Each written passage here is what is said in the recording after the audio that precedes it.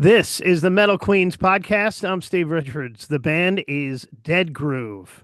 They have their sophomore EP, Rubicon, that just got released on March 21st. The album pressed on crystal clear 10-inch vinyl, featuring tracks Fire and The Damned, alongside a distinctive, and I mean distinctive, cover of Motörhead's Ace of Spades, which we'll talk about in a minute. Holly West is the bassist and vocalist for Dead Groove. She's from Dallas originally. Welcome to the program, Holly. Thank you. Thanks for having me. So, first off, how did this band come together? You and Cesar and Fred.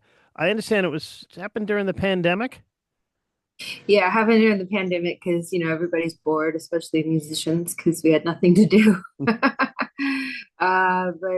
Fred and I, we've been together for 5 years, and in that 5 years was pretty much the beginning of the pandemic, and so we really just wanted to play music together, and we did everything over the internet as you would during the pandemic, right? Yeah, so many artists So did that. yeah, so we had Cesar, who's from Peru, notable guitar player and vocal coach in Peru, and Fred's been working with him for a long time in Peru, and he lived there, and so he thought of him when he thought of who a good guitar player, riff maker would be to come into the band. And so that's when we just kind of reached out to him and told him that we have I had Maverick, which is on the first record. I had that already written, but I wanted to do a rock version of it. So we started with that. Then we did the Book of the Dead, and then it turned into a full record. And now we're on our second one. Yeah, the sophomore EP, Rubicon. What's the story behind the title, Rubicon? Rubicon. Well, are you familiar with Caesar and the him and basically going over the Rubicon River and saying it's the point of no return? Some people know the story, some people don't, but it's an old political story back in in Italy with Caesar and how he became the ruler of Italy. And but the thing is not really about that. It's more about the fact that he said, after, if he crosses the Rubicon with his troops, that's the point of no return. And it literally was the point of no return for him. So this sophomore EP is a more polished version of us. And so it's basically our point of no return. The EP includes, as I mentioned in the introduction, a distinctive cover of Motorhead's Ace of Spades. Why that song? And you slowed down the tempo a bit on Yeah, that song too. Why? yeah.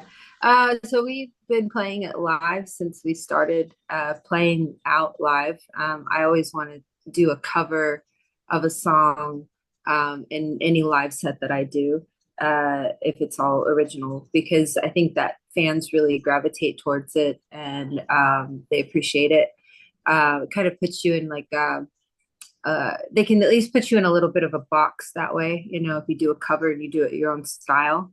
So we did slow down the tempo a little bit because I mean the original song was pretty fast, and I don't know, it just kind of came out that way a little bit, and we kind of like it having a little bit more groove. Um, I mean, the original is awesome too, but if you want to listen to the song played that way, you go listen to Motörhead, right? Yeah. So, but yeah, we just decided to do it because we really wanted to. I want to ask you about a couple of the other tracks that I mentioned earlier. Fire. What's the story behind that song? So both the original tracks were written in Peru, not like we did with the first record. The first record was over the internet. This time we went to Peru and wrote with Caesar in the same room, then went to the studios and recorded them. So we were coming up with lyrics and stuff, and I come up with the lyrics and the melodies, and they wanted some longer melodies in the choruses. And so the story behind the lyrics is actually I wrote those lyrics about Fred.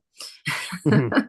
So he was my inspiration of those lyrics. But the melodies is more like we wanted that kind of uh, like those longer epic melodies in there. How about The Damned? The Damned is cool. I kind of leave it up to people, their interpretation of what things mean, but it's kind of as about the man, giving it to the man as rock and roll as I can. It's kind of a rock and roll attitude to have, is write stories about the man and him holding you down, and so it's kind of political in a way, and yeah. You mentioned earlier that you did some of the writing in Peru Mhm. for this. What was it like? Of course, back during the pandemic, you did it virtually. What was it Mhm. like being in a room with these two guys and actually writing? Well, it's interesting because I don't speak much Spanish, and Cesar doesn't speak much English. So Fred was always the liaison between us, trying to interpret things and say, okay, we like this, we don't like this. And so being in the room with them, it's just a lot of noise, them going back and forth. And so I just kind of let them do what they want to with the song structure, and then I'll come up with melodies and lyrics.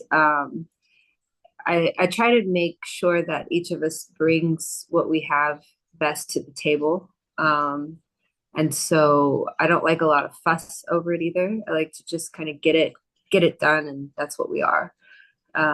So not too polished, but still, kind of rock and roll. You're from Dallas. You are a Hmm. self-taught bassist. Hmm. Was music in your house, in your DNA? In a way, my dad's parents well, my dad's mother's side were all musicians and artists.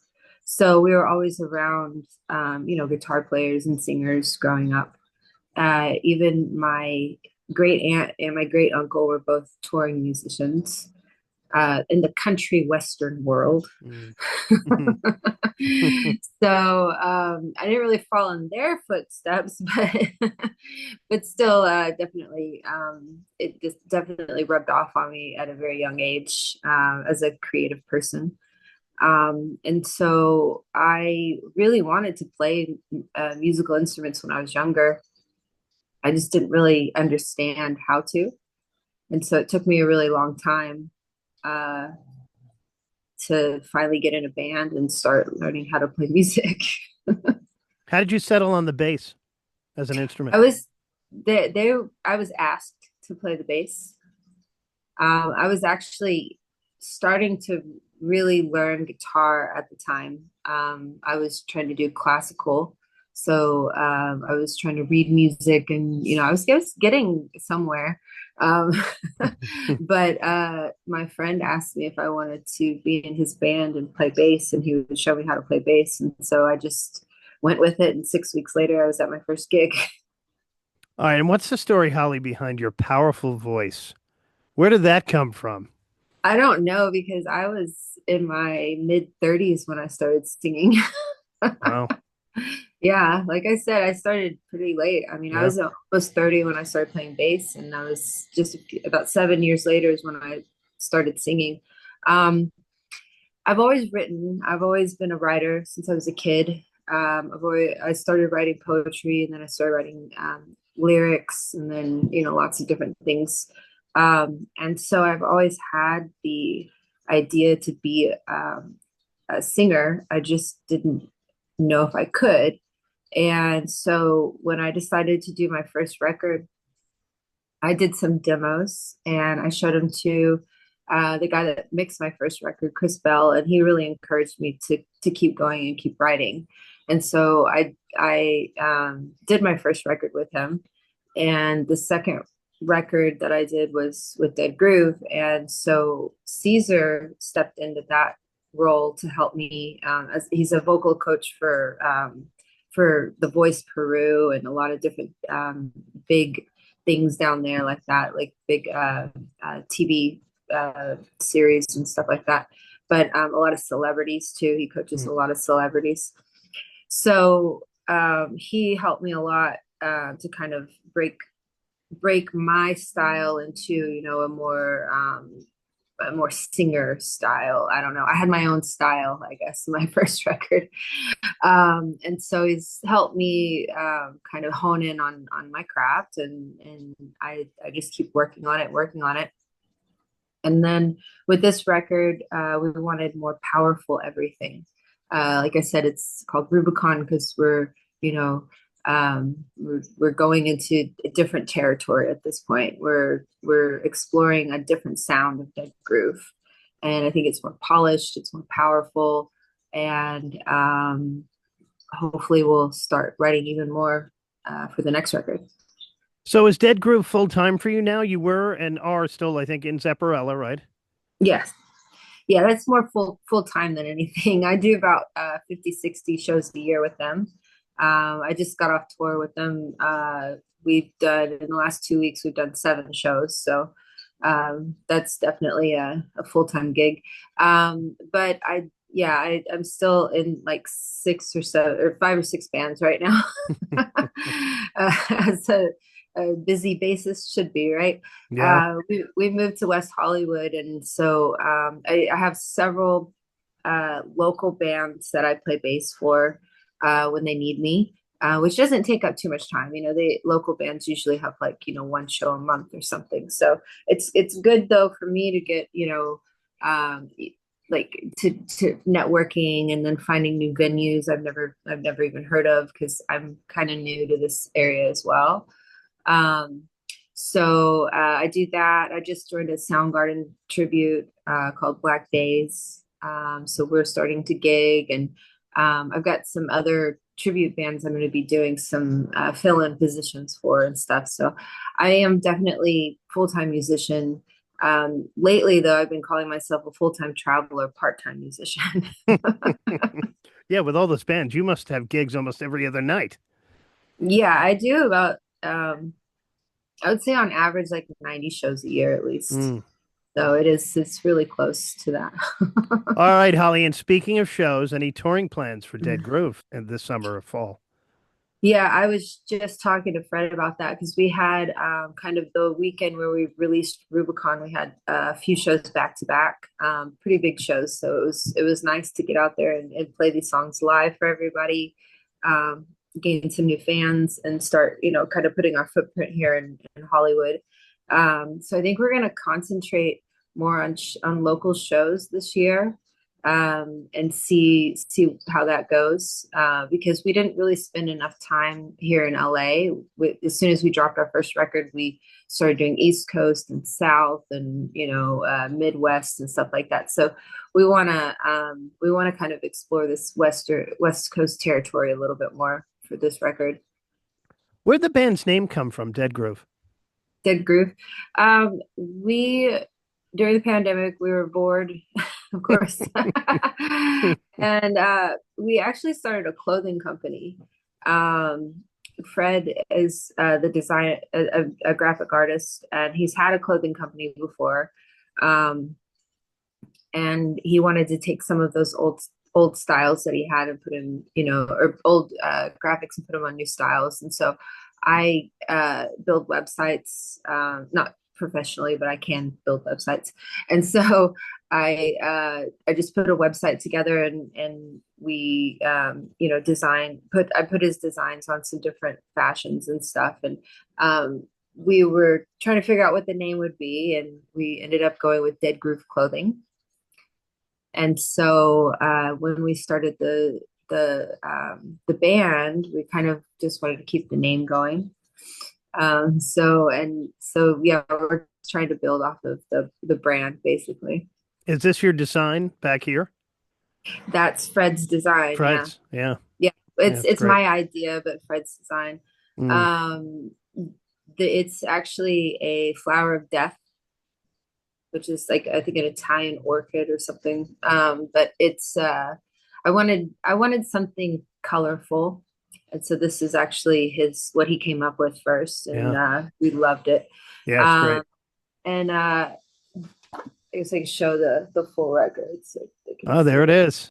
Yeah. Yeah, this That says looks great. Rubicon on the Yeah. bottom here. On the back is our I can't see if I cut it in the center.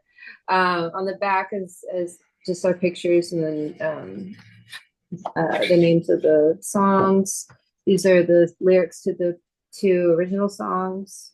And then going with the first record, he designed this one as well. You have the spaceship here, Yeah. and this one the spaceship is here with the flower of death on there. So it kind of goes together. Yeah. But on the back of the first record is Lima, Peru. So that's where we went and did a bunch of photos and really close to where we recorded everything. But yeah, this one is the crystal clear vinyl, which is really cool. Oh yeah. That's very The other cool. one is gold vinyl, so it's cool. Fred is actually the art director for Cleopatra Records, so he's designed over 300, probably close to 400 records and DVDs, all kinds of stuff. Yeah, great designer, great talent. Yeah, he's all very right. good. So we wrap up. I like to wrap up my interviews with 5 questions for Holly West. Okay. Do you have any hidden talents? I do. I just don't want to show them. I can do this weird thing with my thumb. Oh, that's definitely a hidden talent. It's pretty weird. It's pretty weird. The first album you bought? The first album that I bought was, I believe it was Nevermind. Nirvana, Nevermind. Favorite bassist of all time? I mean, John Paul Jones has to be the top one for me. First concert you ever went to? First concert I ever went to was Rock Fest at the North Texas Speedway in Justin, Texas, which is, I used to live in Ponder, right next to it. And it was Bush closed it out, but No Doubt was on that tour. I think that's the tour when they hooked up. Like they started dating. Paula Cole, bunch of other bands. It's like it was a really big concert. Favorite female vocalist of all time? It's really hard to figure that out. I love Bonnie Raitt, but I also love Grace Slick. So like they're definitely two polar opposites of awesome. Yeah, two awesome ones right there. Yeah. Last thing, do you prefer outdoor stadium shows or the intimate club settings? It depends. Honestly, it's all about the crowd. If the crowd is really into it, it makes for a great show. And if you have good people running your sound, that also is great too, because they're the fifth member, or the extra member of the night. So what they do and their professionalism goes a long way with any show. But I do play a lot with Zepparella. We play a lot of places that they sit down, and it's a little harder to get into the show when they're like that. Yeah, it's gotta be. Yeah, I definitely prefer people standing up, no matter where they are. She's Holly West, the bassist and vocalist from Dead Groove. The new sophomore EP, Rubicon, is out now with that very cool crystal clear 10-inch vinyl. They've got merch too. They will be touring. See them live. Thank you so much for joining me. Thank you. Appreciate it. Awesome. And make sure you share, like, subscribe to this podcast, the Metal Queens podcast. I'm Steve Richards.